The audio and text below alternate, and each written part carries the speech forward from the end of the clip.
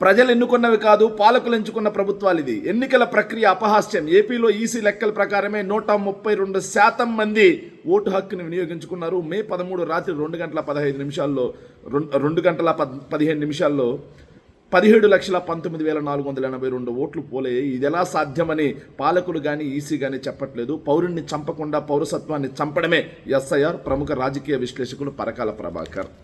So నిజంగా పరకాల ప్రభాకర్ గారు చాలా రోజుల నుంచి అడుగుతున్నారు.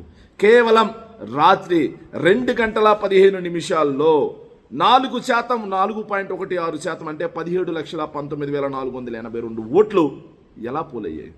అంటే నిమిషానికి 3 ఓట్లు ఎలా పోలయ్యాయి?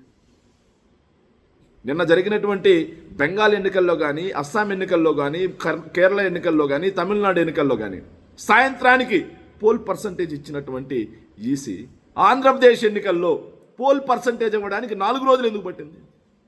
పోల్ పర్సంటేజ్ ఇవ్వడానికి 4 రోజులు ఎందుకు పట్టింది?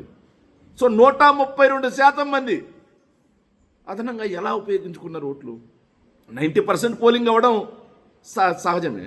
కానీ 132% మంది ఎలా పోల్ చేశారు? చనిపోయిన వాళ్ళు కూడా వచ్చి ఓట్లేశారా? అలాంటి ప్రభుత్వం ఇది? సమాధానం చెప్పాల్సినటువంటి బాధ్యత ఈసీ మీద ఉందా లేదా? కానీ ఈసీ ఎక్కడ చెప్పట్లా. సో దుర్మార్గంగా ఆ ఎన్నికల్లో 2024 మే 13 జరిగినటువంటి ఎన్నికల్లో 132% అంటే దాదాపుగా 51,83,249 ఓట్లు అదనంగా పడ్డాయి. 51,83,249 ఓట్లు అంటే ప్రభుత్వాలు అటు నుంచి ఇటు నుంచి అటు మారిపోయే ఓటు అది.